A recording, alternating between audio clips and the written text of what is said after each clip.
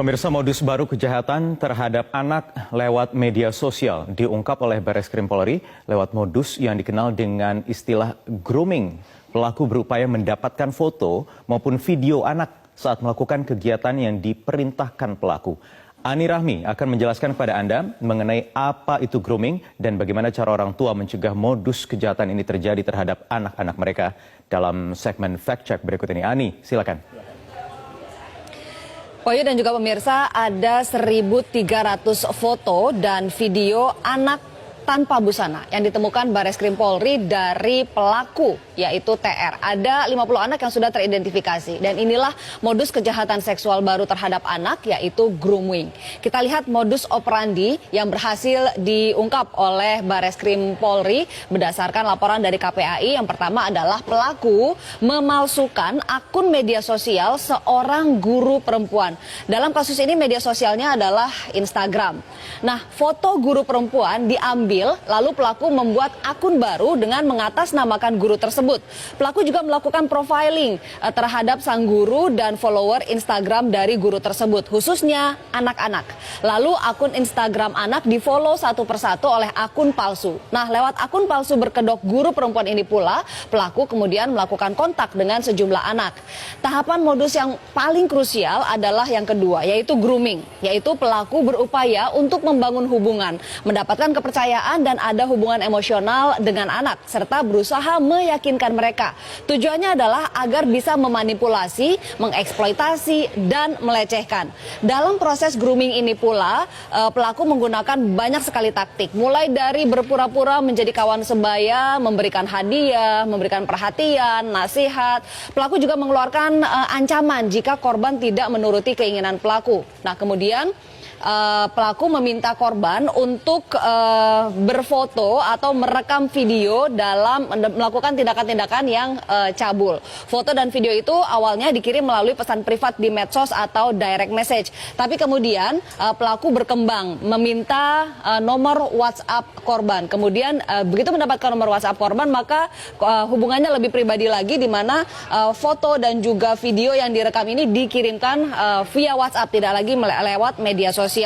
Nah, kita lihat siapa saja yang bisa menjadi groomer atau pelaku. Siapa saja bisa menjadi groomer. Bisa orang asing dengan menggunakan akun palsu seperti yang ditemukan oleh Bareskrim Polri, bisa juga bagian dari keluarga. Sementara peran yang bisa dilakukan adalah bisa sebagai mentor, kekasih, sebagai figur idola.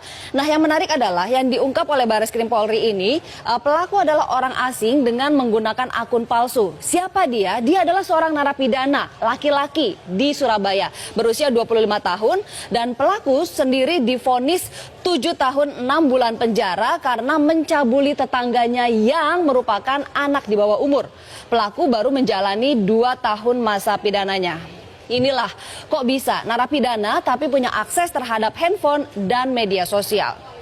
Lalu sebetulnya banyak sekali hukum yang mengancam pelaku kejahatan seksual terhadap anak. Sebut saja misalnya Undang-Undang Perlindungan Anak nomor 3 tahun 2014, ada pasal 76E yang menyebutkan larangan untuk membuat anak melakukan perbuatan cabul. Lalu pasal 82 masih undang-undang yang sama yang menjelaskan tentang ancaman pidananya. Ancaman pidananya adalah 5 tahun penjara dan denda 5 miliar rupiah. Ada juga undang-undang pornografi nomor 44 tahun 2008, di mana di sini di pasal 29 ada aturan mengenai larangan memproduksi, memperbanyak, menyebarluaskan konten cabul dan ancaman hukumannya hingga 12 tahun penjara serta denda 6 miliar rupiah. Masih ada lagi, ada Undang-Undang ITE nomor 19 tahun 2016. Di sini disebutkan bahwa ada di pasal 45 ada larangan untuk distribusi dokumen elektronik yang memiliki muatan kesusilaan. Ancamannya 6 tahun penjara dan denda 1 miliar rupiah.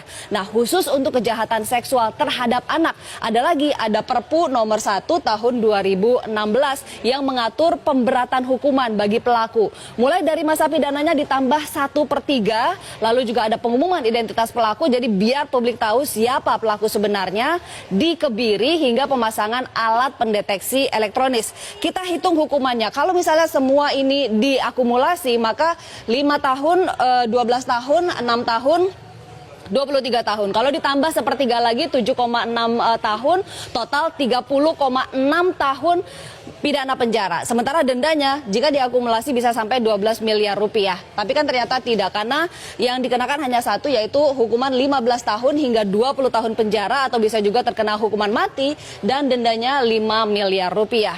Nah, kepada orang tua dan juga orang-orang dewasa di sekitar anak seperti guru, pengasuh, harus selalu memperhatikan anak dan waspada, terutama jika menemukan ciri-ciri yang menjadi indikasi bahwa anak adalah korban dari grooming.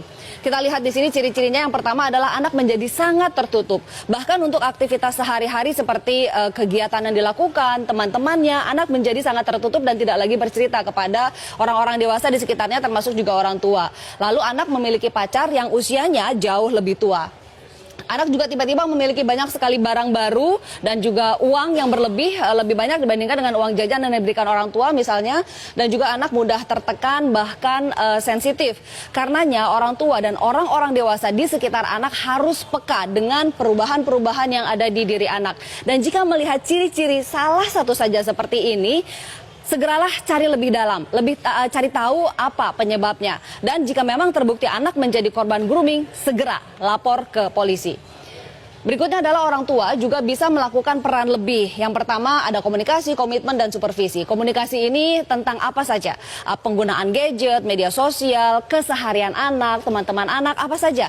Buka dan jaga jalur komunikasi dengan anak. Termasuk tentu saja tentang keamanan bermedia sosial. Pastikan anak tahu informasi apa saja yang boleh disebarkan dan apa yang tidak boleh disebarkan.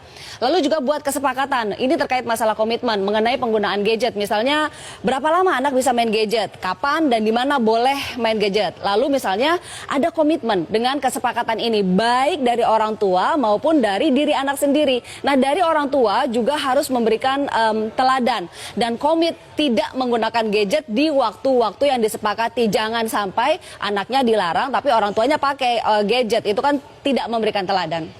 Yang berikutnya adalah supervisi, artinya orang tua dan orang-orang dewasa di sekitar anak harus mengawasi aktivitas anak di dunia maya.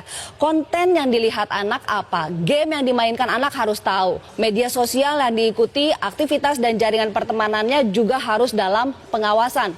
Nah, untuk penyedia platform media sosial juga sebetulnya harus punya peran dalam upaya perlindungan anak. Harus ada aturan yang mengikat dan juga komitmen yang tegas. Misalnya, anak tidak boleh bermedia sosial jika memang usianya di bawah 17 tahun dan harus ketat di situ. Juga harus memperketat sistem pengamanan terhadap duplikasi akun.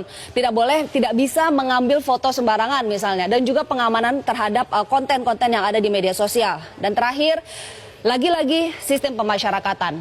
Harus ada larangan yang tegas, jelas, dan juga betul-betul diimplementasikan terkait penggunaan handphone oleh narapidana. Harus ada yang dijewer di Surabaya atas kecolongan seperti ini. Wahyu, kembali ke Anda. Baik, terima kasih Ani Rahmi dalam segmen Fact Check tadi.